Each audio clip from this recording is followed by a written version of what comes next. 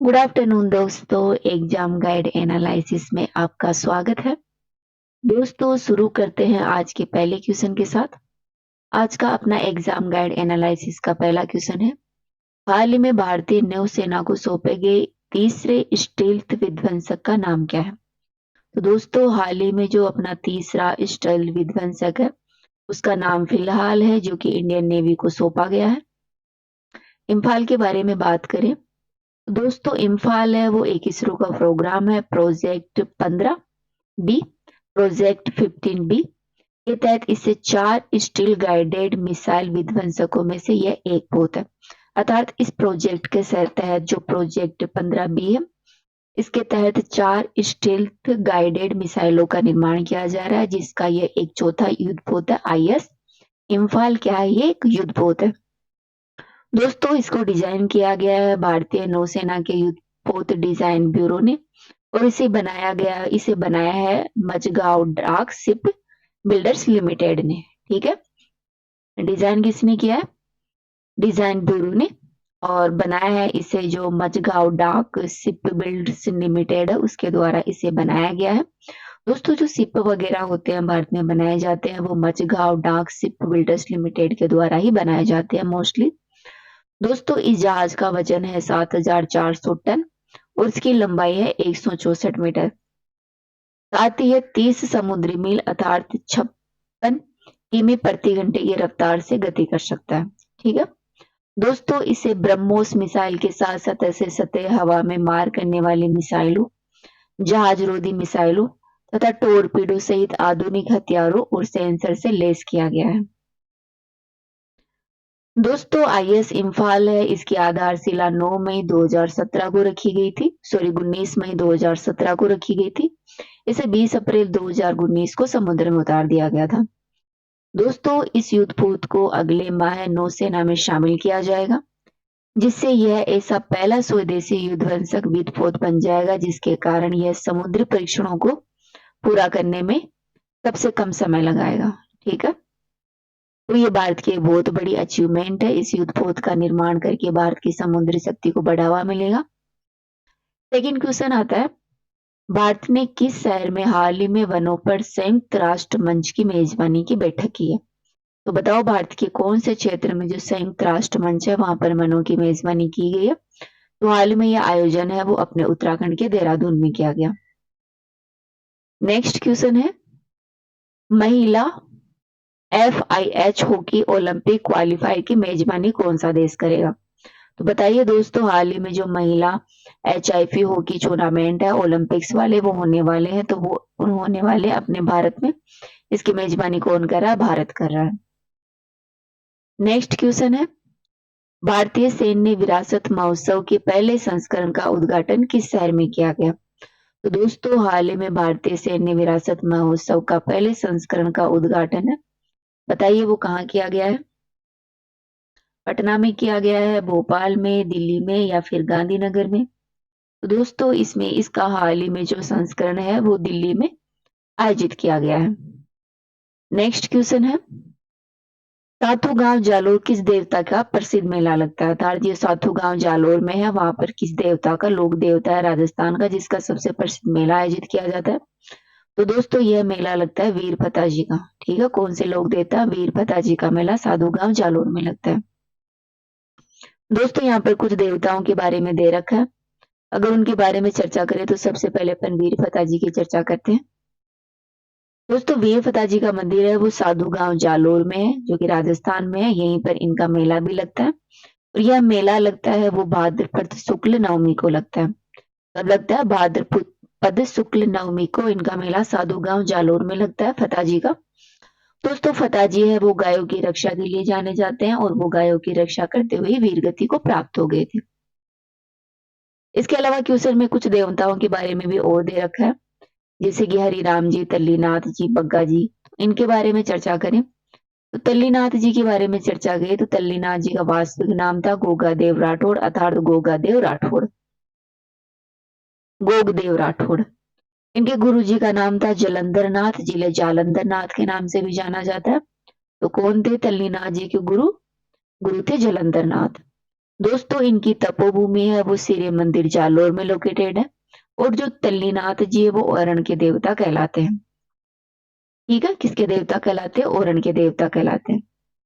दोस्तों ओरण होती है वो मंदिर के जो आसपास की छोड़ी हुई भूमि होती है जहां पर पेड़ पौधे नहीं काटे जा सकते, उसे ही ओरण भूमि कहते हैं। अर्थात ये प्रकृति से जुड़े हुए एक महत्वपूर्ण देवता है।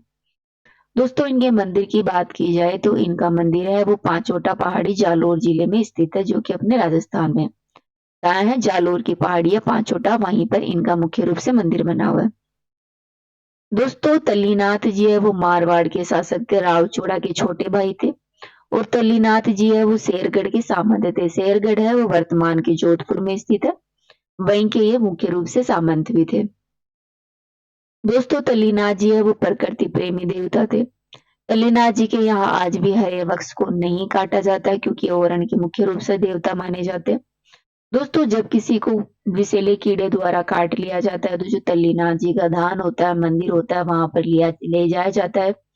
जिसको कीड़े को काट लिया जाता है, वहीं पर जिसे कीड़े ने काट लिया उस व्यक्ति को इस मंदिर पर लिया जाता है, ताकि उसका वहां पर इलाज किया जा सके।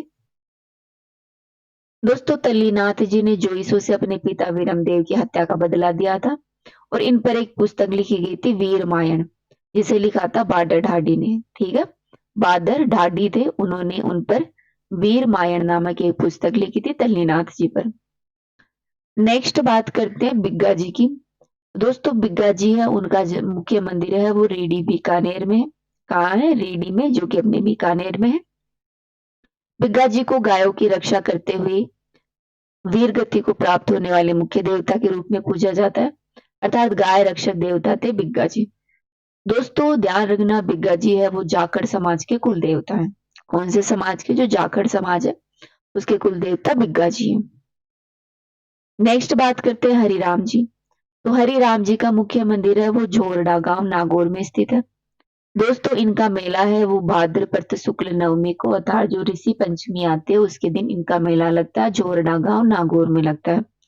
कहा? नागौर का एक गांव है झोरडा, वहां पर हरिराम जी का मेला लगता है। दोस्तों इनकी पूजा है वो सर्प रक्षक देवता के रूप में की जाती है। ठीक है, सर्प रक्षक देवता माना जाता है इनको। और इनकी पूजा है वो जो सांप की बाम्बी होती है वहां पर की जाती है, अर्थात जो सांप की जो बिल होता है उसे बाम्बी कहते हैं, वहां पर इनकी पूजा की जाती है। और इन्हें सर्प रक्षक देवता माना जाता है। ठीक है, नेक्स्ट क्वेश्चन है मध्य प्रदेश की किस परियोजना को संजय परियोजना भी कहा जाता है? तो बताइए मध्य प्रदेश की कौन सी परियोजना है जिसे संजय परियोजना के नाम से भी जाना जाता है? तो दोस्तों मध्य प्रदेश की जो अपर वेन गंगा परियोजना है उसे संजय परियोजना के नाम से भी जाना जाता है।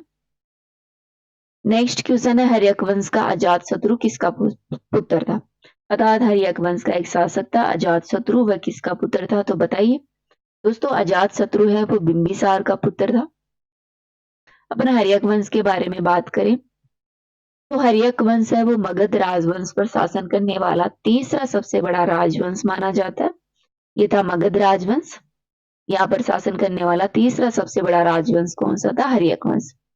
दोस्तों हर्यक वंश का शासन काल है वो 544 ईस्वी से 443 बीसी पूर्व रहा था।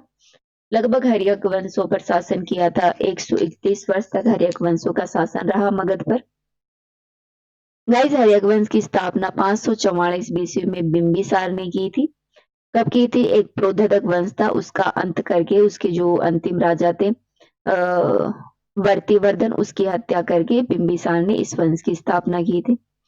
दोस्तों बिंबिसार की राजधानी थी गिरिवर्ज अर्थात राजगृह, जो कि इनकी प्रमुख राजधानी थी। तो पूछ लिया जाए बिंबिसार की राजधानी क्या थी, तो वो थे गिरिवर्ज अर्थात राजगृह थी। दोस्तों हर्यक वंश 16 महाजनपदों में से एक था, अर्थात जो अपने उपनिषद आते हैं वहां पर 16 महाजनपदों का उल्लेख मिलता है। उनमें मगध है वो एक महत्वपूर्ण महाजनपद था जहां पर हर्यक वंश का शासन था। बिंबिसार इस वंश का वास्तविक संस्थापक माना जाता है हर्यक वंश का। ठीक है, कौन माना जाता है? बिंबिसार है वो इसका वास्तविक संस्थापक माना जाता है।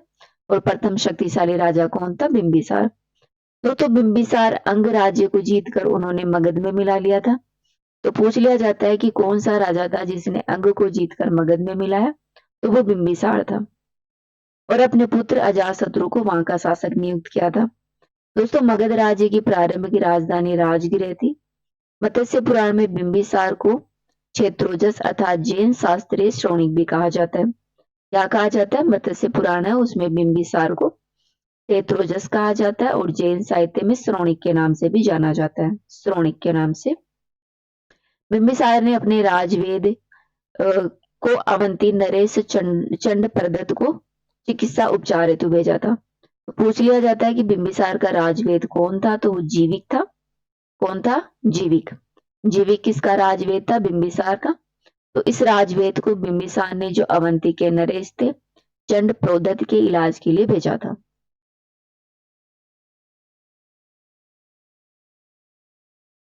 दोस्तों, उनकी प्रथम पत्नी का नाम कौशल देवी था और जो कि राजा कौशल के राजा प्रसेनजीत की बहन थी और दूसरी पत्नी थी वो लक्ष्मी राजकुमारी चेल्लन्ना थी। दोस्तों, अजातशत्रु ने अपने पिता बिंबिसार की हत्या करके गद्दी प्राप्त की थी। ठीक है, तो अजातशत्रु किसके पुत्र थे? बिंबिसार के थे और बिंबिसार को हत्या मार के अजातशत्रु मगध का शासक बना था। दोस्तों, अपने साम्राज्य नीतियों के अंतर्गत उसने काशी वज्जी को मगध राज्य में मिला लिया और मगध राज्य का बहुत बड़ा विस्तार कर दिया। उनके मंत्री वस्का द्वारा वैशाली के लक्ष्यों में फूट डालने के कारण ही आज शत्रु को वज्जी संघ पर विजय प्राप्त हुई।